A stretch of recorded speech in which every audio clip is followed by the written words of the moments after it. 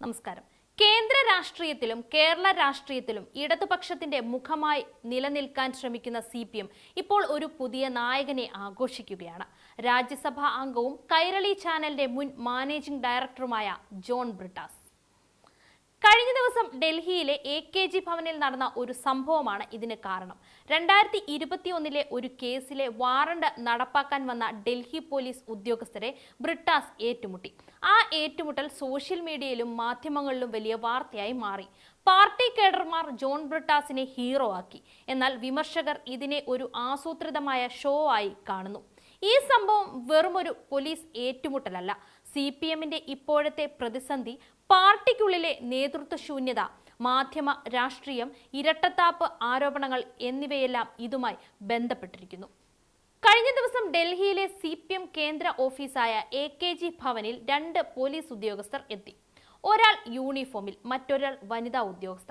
2021 ഒരു കേസിൽ വാറണ്ട് ഉണ്ടായിരുന്ന ഒരാളെ അറസ്റ്റ് ചെയ്യാനായിരുന്നു ഈ വരവ്. അപ്പോൾ പാർലമെന്റിൽ നിന്ന് ബ്രിട്ടാസ് ഓടിയെത്തി. നാഷണൽ പാർട്ടിയുടെ ഓഫീസിലേക്ക് യൂണിഫോം ഇല്ലാതെ ഇങ്ങനെ വരാൻ നിങ്ങൾക്ക് എന്ത് അവകാശമാണ് എന്ന് ഉറക്കെ ചോദിച്ചു. പോലീസ് ഉദ്യോഗസ്ഥർക്ക് മറുപടി പറയാൻ കഴിഞ്ഞില്ല. മഴയായതിനാലാണ് യൂണിഫോം ഇല്ലാതെ വന്നത് എന്ന് വനിതാ ഉദ്യോഗസ്ഥ വിശദീകരിച്ചു. തുടർന്ന് അവർ അങ്ങ് മുങ്ങി.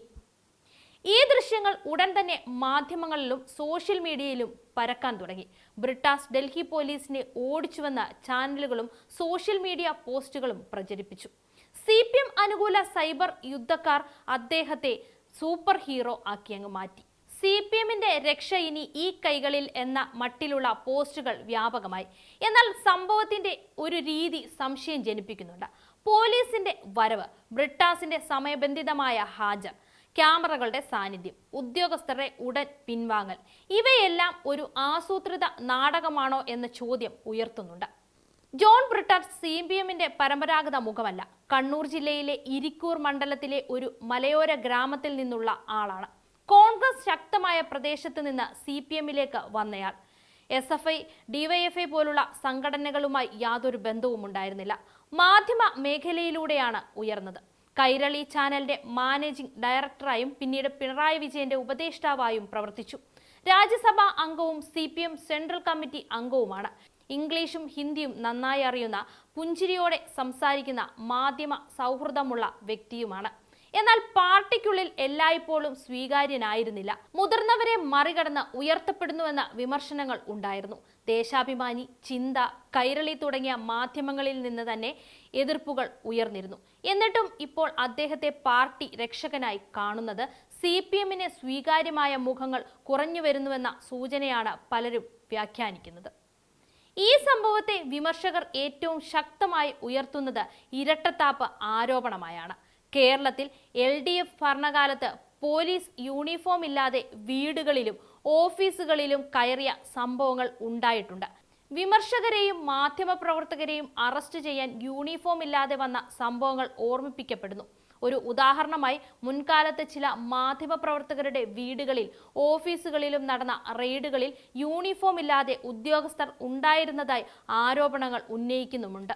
അപ്പോൾ യൂണിഫോം നിർബന്ധമല്ലെന്ന് പറഞ്ഞവർ ഇപ്പോൾ ഡൽഹി പോലീസിനോട് യൂണിഫോം ചോദിക്കുന്നത് വിരോധാഭാസമാണെന്ന് വിമർശകർ ചൂണ്ടിക്കാണിക്കുകയാണ്. CPM ഓഫീസിലേക്ക് യൂണിഫോം വേണം, സാധാരണക്കാരുടെ വീട്ടിലേക്ക് വേണ്ട എന്ന സമീപനമാണ് ആരോപിക്കപ്പെടുന്നത്. കൂടാതെ ഈ സംഭവം പാർട്ടിയുടെ യഥാർത്ഥ പ്രശ്നങ്ങളിൽ നിന്ന് ശ്രദ്ധ തിരിക്കാനുള്ള ഒരു തന്ത്രമാണോ എന്നും ചോദ്യമുയർന്നുണ്ട്.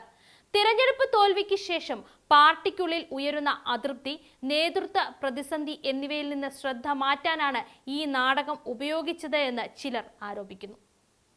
CPM ഇപ്പോൾ ഒരു പ്രതിസന്ധി ഘട്ടത്തിലാണ് എന്ന് വേണമെങ്കിൽ പറയാം. ദേശീയ തലത്തിൽ സ്വാധീനം കുറഞ്ഞു. കേരളത്തിൽ അധികാരം നഷ്ടപ്പെട്ടു. പിണറായി വിജയന് ശേഷം ആരാണ് അടുത്ത നേതാവ് എന്ന ചോദ്യം ഉയരുന്നു. പാർട്ടി സെക്രട്ടേറിയറ്റിൽ പോലും ശക്തമായ പുതിയ മുഖങ്ങൾ കുറവാണ്.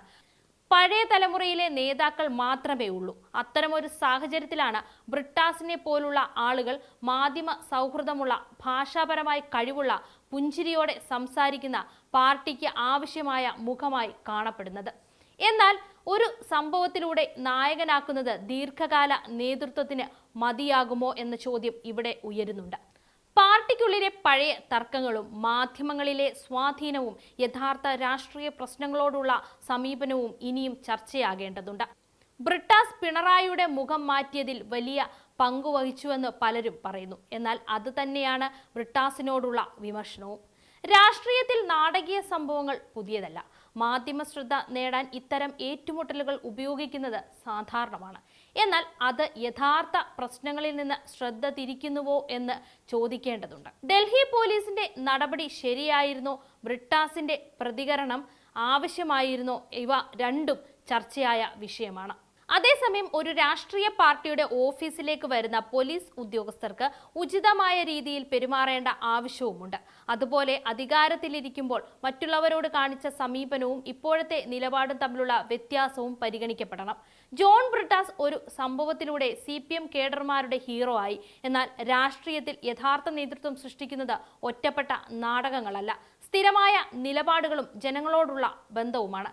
CPM ഇപ്പോൾ ഒരു പുതിയ മുഖം തേടുകയാണ്. ആ മുഖം യഥാർത്ഥത്തിൽ പാർട്ടിയെ മുന്നോട്ട് നയിക്കുമോ അതോ താൽക്കാലിക ആഘോഷമായി മാറുമോ എന്നത് കാലം തീരുമാനിക്കും.